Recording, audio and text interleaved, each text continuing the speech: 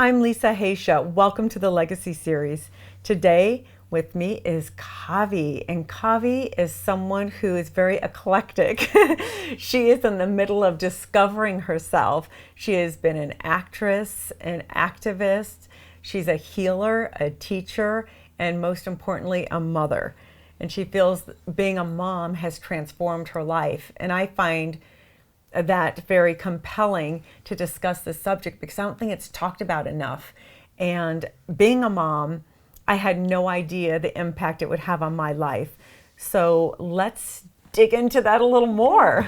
Hi, Hi. Kavi. Thank you so much. I'm so honored to be a part of this. Yeah, motherhood. I mean, I've wanted to be a mom since I was 4 years old, and I held my first sister in my hands. And I've wanted to be an actor since I was 5. So What my made you whole want to be life. an actor? I've always been singing and dancing and everything, but specifically, I was in my kindergarten, my elementary school gymnasium with my mother on a Saturday afternoon, and we were watching The Jungle Book on those bleachers, and it was on a big screen, and I really liked it. I liked it a lot. But at the very, very end of The Jungle Book, the little Indian girl comes out, and she's singing a song, and they don't even name her until the second one. And she's got a pot on her head, and she's singing, and my jaw dropped, and I'd never seen someone, not in this country, I'd never seen someone that looked like me. And I turned to my mom, and I just said, I want to do that. And she still remembers me saying that. And from that moment, and it's still at the top of my bucket list to voice an animated character and like that. I mean, it was instant. But in my life, everything that has really mattered and it has been impactful has been like that. I wanted to be a mother the moment I held my little sister. How was your mother to you? Did you have a good relationship with her? I adore my mom, but we had a difficult relationship, and I think she came to this country with me when I was 8 months old, and she didn't have family here. She didn't have anyone, and she's coming straight from India. And I think that generation of immigrants coming to this country, you want to maintain what you had there, but you're bringing your children up in a completely different world. So even though I was born in India, I mean, I feel so blessed. I have the best of both worlds. I was born there, have this amazing culture, and I was raised here, and I have all the opportunity that comes from being an American. And so it's, so I think Have you ever she and thought about going back to India and acting? I actually did do film. I did my very first film in India in 1998. And it won the national award, which is their Oscar, I suppose, for Best Director. And it was interesting. I was a theater actor. I went to NYU. I did theater, and I had never done a film before. So it was interesting seeing myself on screen. I thought I've learned a lot since then. Okay, that's wonderful. But it was Yes. a fun film, and it was an art film. I'm from Kerala, which is in the south. It's kind of the Chile of India, and they're known for their art films. And it was really a beautiful, beautiful experience. Yeah, it was fun. It was a lot of fun. I want to go back and do, even I've always had the dream of doing the traditional run around the tree in a wet sari. It's raining and you've got the love story. Yes. And, it's a Bollywood, whatever. Love but Bollywood films, but yeah. I would love to do that at least once in my life. Mm-hmm. Yeah. Okay, so you and your mom had a challenging We did. dynamic because did. of what she was going through. Well, I don't know so much about what she was going through because, I think it's mostly like most mothers and daughters, we just went through our stuff, and, but I knew immediately what kind of mother I wanted to be. My daughter, I adore my daughter so much, and, I grew up because of her. When she was born, when she was conceived, immediately, I remember my first prayer was, Lord, this is your child. Just let me mother through me. And so with that, there's been a certain sense of freedom to not feel like I have to be perfect, although I'm a woman and a mother, which means that a lot of the times I feel like I need to do it all right. But I keep remembering that. And then when she was born, someone gifted us her birth chart, astrology. And I love astrology. I don't follow it 100%, but what I do look at it as is guiding posts, because if you do nothing, the stars just take over. But you have choice. We have will. We can manifest and do what we want in this life, and we have that power. So I like to use that as my guide. And we were given her birth chart, and I had mine done as well. And one of the things it said in hers was that mother will be the one that teaches her how to be happy. That was scary to me because I wasn't really a happy person. I had been on my own path, my spiritual path, since I was 19. I had her when I was 26. 29. And but I wasn't happy. I didn't trust myself, and I didn't love myself enough to trust myself that I wasn't making a lot of mistakes. And I thought I had to be perfect. So even though I had thought I had let the surrender, go, and it wasn't just about motherhood, it was about everything. I didn't think I would be accepted for anything other than what everyone wanted to see.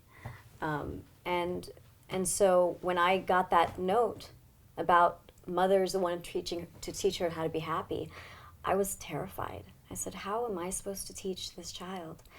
And she taught me, and I went through a difficult marriage. And yet she was this shining, bright light, and I just taught her everything I was learning as I was learning it.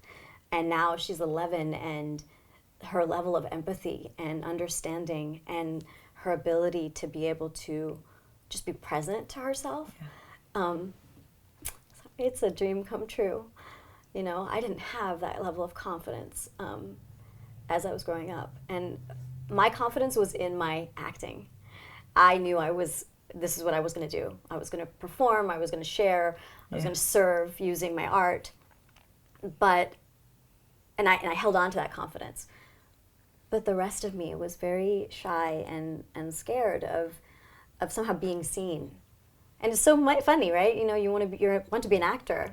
You want to perform in front of people, and yet you're afraid to be seen. I found that to be so true with so many actors. Totally. So many famous people. I still remember having a lunch with Sean Penn and Madonna when they just got married. And this guy, Sean, did not even speak practically the whole lunch. He was just shy. And I thought, why isn't he talking to him? I said, oh, he's shy. And then once he snapped into a conversation he liked, which was about boxing or something, he just jumped up and blah, blah, blah, blah, blah with someone, argumentative style. But, that surprised me. And then that was like when I just moved here. And I've now, since I work with a lot of actors and stuff, I've noticed so many of them are very shy, but put a camera on them or put them on stage and they wake up. Yeah, and it's funny, I'm not shy. I don't think anyone in my life would see this and go, oh, she's not shy. But I was scared to reveal all of me. And was that from your parents? Conditioning? I think, I wouldn't say it's specifically from my parents. I think it's from the cultural background. I believe in past lives. I believe in all of that. And I've had extraordinary experiences in my life where I've been able to delve into the knowing of some of that stuff, and it just makes sense. But I also think everything I've had to experience is so that I can understand other people better. And I'm just beginning. I mean, my life, I feel like, I have my child. I don't look it, but I'm a little older, and I am ready to start now, and because I have the confidence now, and I have the self-love now that I didn't have before. These were all just ideas and concepts and things that I was really good at pretending at. Really, really good at pretending at. And then when I was alone, it was devastating. Like what, for example? I came onto my own path, my spiritual path, when I was 19. And I was in college. It was the beginning of my sophomore year of college. And it was pretty much a breakdown. And I laid in bed for like days, and I just was so depressed and sad. And I remember asking God, if there's something more than me, then you have to show me, because this is not good. This is not good. And several days later, I got up and I hadn't showered, I hadn't anything, and I went to a fellow student's dorm room, And in those few moments, she invited me in. In those few moments, she introduced me to who would then become my spiritual teacher. And it was instant. I mean, when I said things happen instantly to me, it was, I knew, but it wasn't just, oh, I believe in this person I don't even know. It wasn't that. It was like the truth downloaded to me instantly. But what's worse than knowing the truth and not being able to live it? And I couldn't. I mean, it was a whole nother level. It was like I was always looking for drama. I mean, it was a whole nother level of issues. So here I spent years understanding it, knowing it, could talk about it, but it wasn't touching my core because I wasn't willing to have the patience to take the time to do the work to really let it sit inside of me until I had to. And I'm not even sure what it took. I think it started really after I got married. And then once my daughter was born, that I really stopped pretending. And I would say that, my marriage ended a little over 2 years ago. I'm still going through a divorce, and the end of my marriage was what woke me up. Like, just, there was no more room to pretend. Everything that I had this foundation. It was real. Everything I knew, everything I believed was real. It just had not yet become me.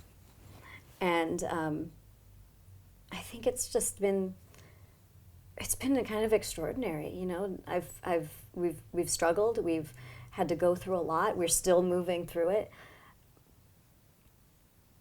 But there's something exciting about the fact that it's now. I really have a second chance at my life, and now I come from a place of having this foundation that I'm not only sure is real, but that I'm constantly tapping into and igniting inside of myself, And So how would you advise someone else if they've had, their life was moving in one direction, then they had a huge setback? How did you pick yourself up, and what steps did you take? And I stopped lying to myself. How do you stop lying to yourself?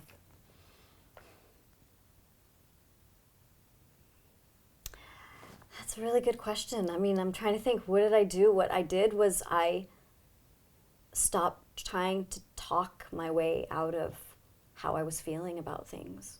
I started letting myself really feel everything. And it was ugly, and it was beautiful, and it was scary. And once I started, I couldn't stop. What was something that you lied about to yourself? I lied to myself why I was even still in my marriage. The way it ended, it could only have ended the way it ended because I was so stubborn. I wasn't going to leave a situation because I have so much faith that things can improve, and I believe in the goodness of others, and no matter what. And I could blame and say, oh, someone else doesn't have courage to face the difficult times. But the fact is I didn't have the courage to stand up for myself and say, I deserve better. And instead of doing that, and when you start ignoring those little things, it seems little, it just compounds and compounds and compounds. And then, so by me ignoring that about myself, by ignoring that I can't force someone else to love me or be the way that I need them to be in order for me to feel safe and for me to feel that affection, that I don't have the courage to step up and leave and find something more for myself. I can't blame anyone but myself for that. And so it was the beginning of, after years of talking about personal responsibility. And I mean, I can hear it in my head. The number of times I even said that to my husband about personal responsibility. And they were just words coming out of my mouth, and I wasn't taking responsibility. But when my marriage ended, that stopped, and I started taking it. So what was the biggest thing is I stopped blaming. I stopped pointing the finger, because when you point your finger, there are 3 fingers pointing back at you. And I remembered that constantly, and it was hard. It was really, really hard, and it's still hard, but I do it because that, to me, is stepping into my own power. I'm not a victim. Yeah, how do you work each day? I get up, I give thanks for my child who, is usually sleeping close by. I do a little bit of Kundalini yoga, my meditations. I teach Kundalini yoga as well. And I try to think of something that makes me smile. I didn't smile in my life. I didn't laugh a lot. I was watching one of your interviews with Yakov, and he's talking about laughter. I've laughed more in the last few years than I have laughed, I think, in my entire life. And that, to me, shows that I've healed, or healed from so much, and that I'm really healing, you know, and it's awesome. And the world is so unknown right now to me. It's so brand new and scary, wonderful, beautiful, all of that at once. And so laughter is a really good thing to have, you know, and to kind of lighten some of these things that are really intense. Absolutely. Yeah. So if you could use one word to describe you, what would it be? Wow.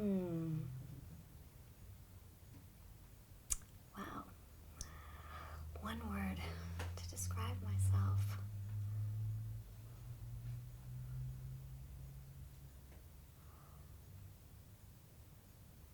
Wow, wow, it's amazing. I don't think like that. One word to describe myself. Can it be a hyphenated word? Sure. Light seeker. Because the light is everything. The light even holds the darkness. And That's true. Sorry, that's to me is so, embracing my own darkness has been the most magnificent thing I've ever done, I think, other than give birth to my child. Because it's so important to love all of ourselves. And when you are honest about what you don't want to look at, the light just shines on it and it goes away. It doesn't stay. It can't. You know, and it's like I wish I could scream that to everyone who was going through things, that instead of trying to deny what you're going through, to face it, even just and embrace it and say, this is what my life is today. Let me even in a weird way enjoy it. Because it's a learning. It's in your life for a reason. No mistakes. Figure out why. Absolutely. And it's so powerful and beautiful. And when you look at it that way, you have more access to your light, and for what I call, it's like downloading spirit. Even when I'm writing, when I'm on fire, I'm not writing. Yeah, absolutely. I'm guided. And when it's just me, I'm a horrible writer. I'm going, what am I doing? I can't write. But when it's channeled, it's like, who wrote this? So I think that's the same as what you're talking about, embracing your darkness. When I say, God, I'm a total, bitch, whatever, then it's like, what is wrong with me today? And then you look at it and you just go, oh my God, this happened, that happened. I'm feeling guilty. I'm feeling shame. I'm feeling hurt, someone rejected, whatever it is. So you start acting out. Totally. And our children are the greatest reflectors of that. Yes. And I think that's probably been one of the most, like the highest education that I've received in my life, is that I don't take anything that happens with my daughter for granted at all. And I don't mean the beautiful, wonderful things and even the difficult things of being a mother, but I mean watching her like a hawk to see how she's feeling. Because when she's going through something, if I look here first, which is the opposite of what we think we need to do as parents, we think we've got to, like, all of our about our children constantly, 100% of the time. But 99% of the time, when my daughter is like feeling upset about something or hurt about something or isn't able to communicate with me, something's going on here with me. And that reflection back, when I deal with it, when I face whatever it is that I'm not dealing with, it's amazing how it just falls away. Our children really are like guides for us. They absolutely are. And if we pay attention like that, then we can alleviate so much of their struggle. We think that we need to do it by focusing all of our attention on them, when all that does is it makes it hyper, like they're like, get away from us, we need space.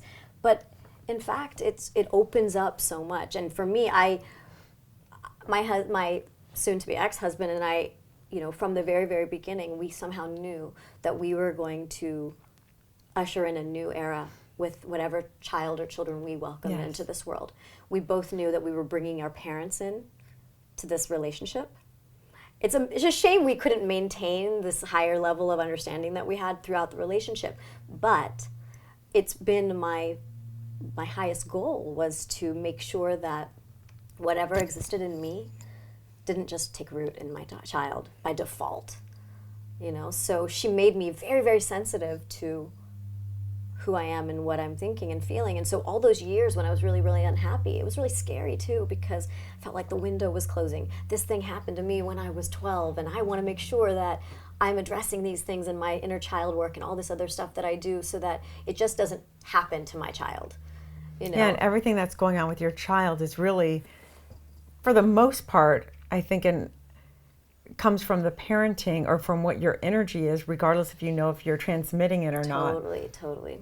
And one of my issues with parenting is when they ply their kids with like sugar and then sit down, behave. It's like, you just gave them sugar or whatever. Absolutely. It's like they're being kids. Kids are being kids. And whatever they're seeing your behavior, they're going to be the exact same way. And so what most parents feel, including myself, is quit acting that way. It's like, oh, wait, that's me. You know, it's like, okay, but you got to get to the point where you could see that in you and not take it out on them or punish them for that. Totally. Yes. And my daughter is, you know, part of my own lack of self-love was thinking that my daughter was as amazing as she is, and anyone who's met my daughter, she's amazing. Beyond, she's beyond. I mean, that's not even, you're not even exaggerating. I'm not exaggerating. I've never met someone like your daughter. Thank you. I mean, it's true. I was just blown away. Thank you. Yeah.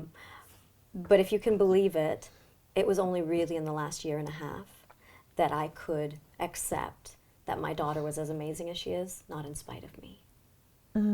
Like, that's how broken I felt.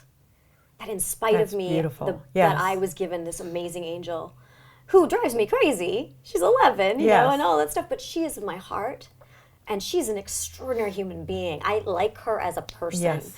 And the fact that the fact that I'm her mother, that's a part of why she is who she is. I had to do a lot of reflection and self-acceptance in order to see that. And now I can't take credit for it. I mean, it's God's grace, but I know how much I've contributed to her life. And she's at an age now, and she's always been very verbal and she can speak very, very clearly. But now that she's a little older and, you know, and because we've gone through a whole lot, her expressions of gratitude and appreciation are so amazing. I mean, adults can't express themselves as clearly sometimes. And when I'm in a place, and you know, my daughter knows, you know, we're a team, but I don't need to be her friend. I am not interested in being her friend. I am her mother.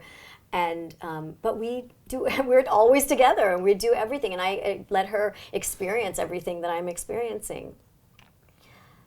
So when I find myself in a moment where I may be a little down on myself or something, to hear this child literally reflect back what I would say to her, to me, it's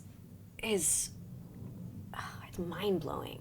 Because I know, based on what's happening, that it's not just her saying something. She's reflecting on it, and Absolutely. She's bringing it back, and it means it's sitting inside of her. So to deny my part in who she is to deny myself, and that's part of what you were talking about earlier about lying to yourself. You're not going to lie to yourself. This is part of who you are. And that part of that lying was also letting other people dictate how I valued myself. Yes. You know, absolutely. You got to own who you are and not listen to anyone else and go in. Right.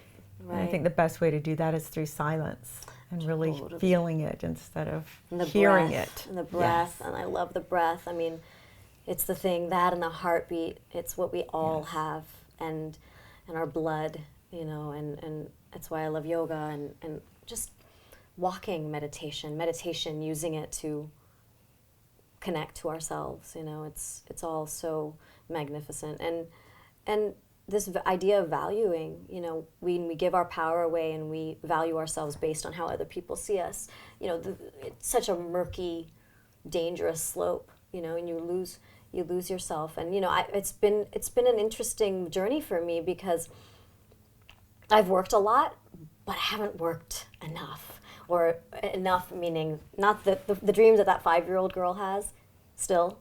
They're coming. I have complete and utter faith that I'll be able to accomplish. Here. They are already here. Being manifested. They are being manifested yes. right now. I know you're absolutely right. And the value yes. and saying how who I am as I'm experiencing this new manifestation of my life, as I'm experiencing having these new experiences into my life. And reflecting back and saying all of the things that have brought me here, all the ups and the downs and the losses and the gains and everything else, that my value is not based on any of that. My value is not even based on my daughter, on who I am as a mother. My value is authentic soul and who you are as a person and how you're growing. Right, and that's my value. Yes. And so right here, right now, as present as I can be, in my breath, in my stillness, and that's who I am. And whoever I am in the next moment is whoever I'm there, and that I keep getting that new opportunity. And it's so it's been this extraordinary place of finding my value and realizing that it wasn't so far away. It was just right here. I was just looking outside of myself. That's a great lesson for people. Yeah. Yeah, and gauging myself based on how they see me. And how can they know? They don't know. They don't know me. They know what I've showed them. But if you're still and I'm still, and we really just look into each other's eyes and we converse, then we know each other. Yes. Because we can remember each other.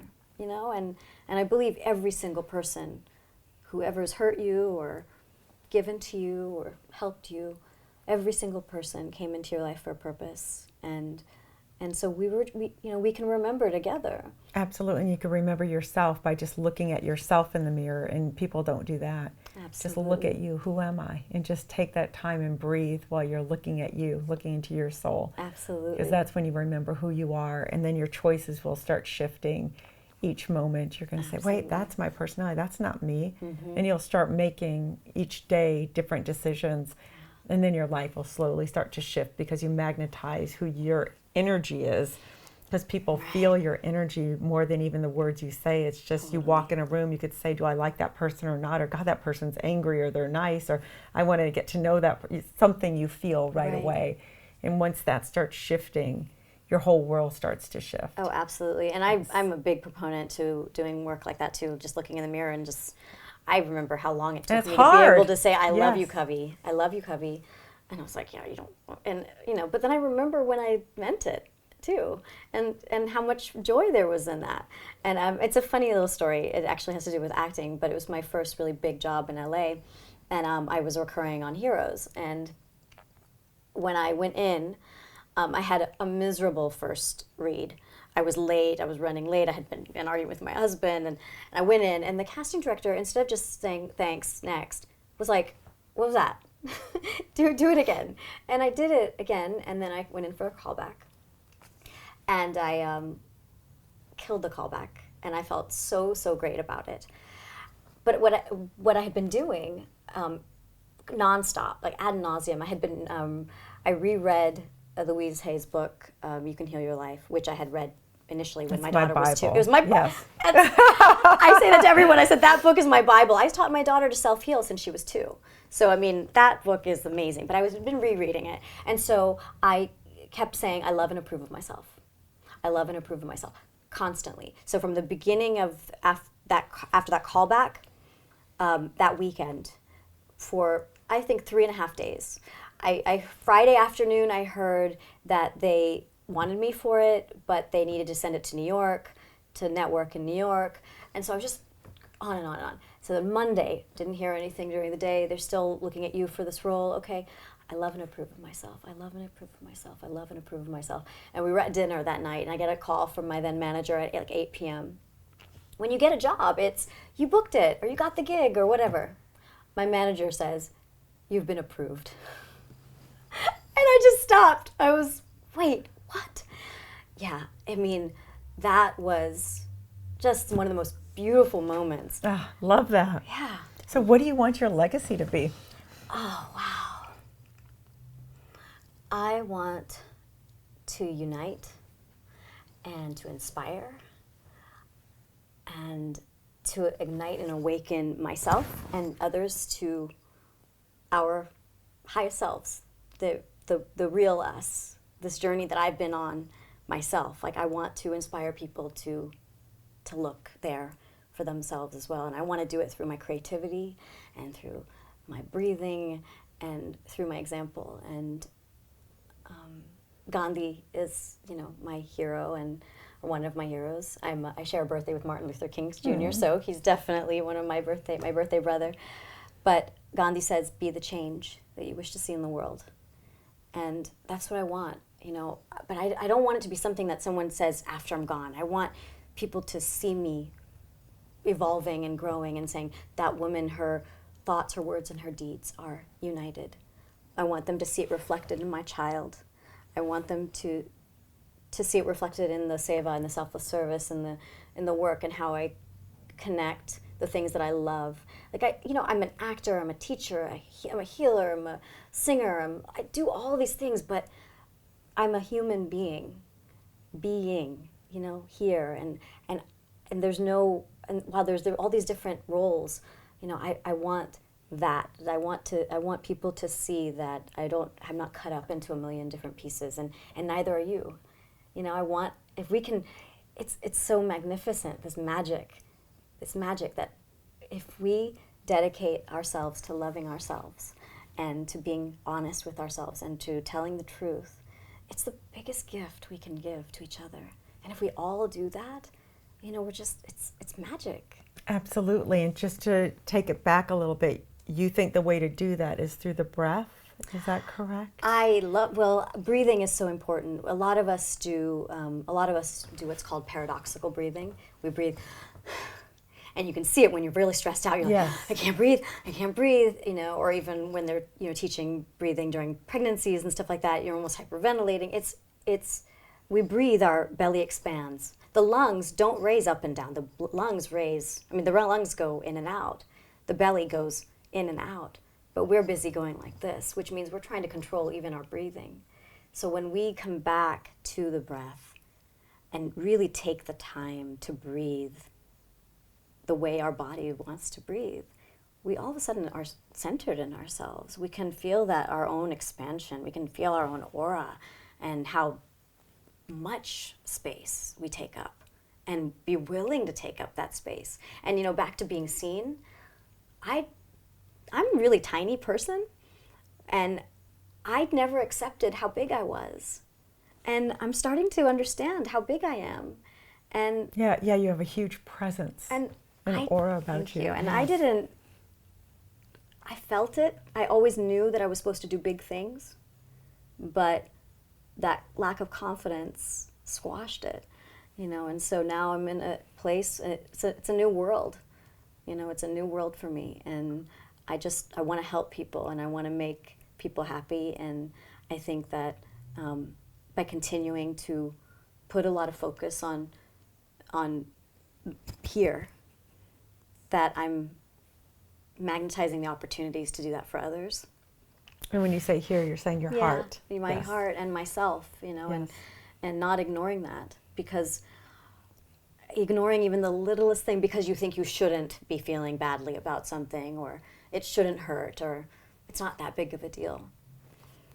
It's like an avalanche, that you have to be honest and be willing to accept the dark and the light. Absolutely. It is a big deal to me right now, to my personality or to my human being, not maybe to my soul being, but to my human being. And what do I do to heal this instead of just burying it under the rug or sweeping it under the rug, going, it doesn't matter. See it, acknowledge it, then move on. Absolutely. Thank you so much. Thank you so much. I really appreciate it. So enlightening. Thank you. So many words of wisdom. No, thank you. It's my pleasure and an honor. Thanks.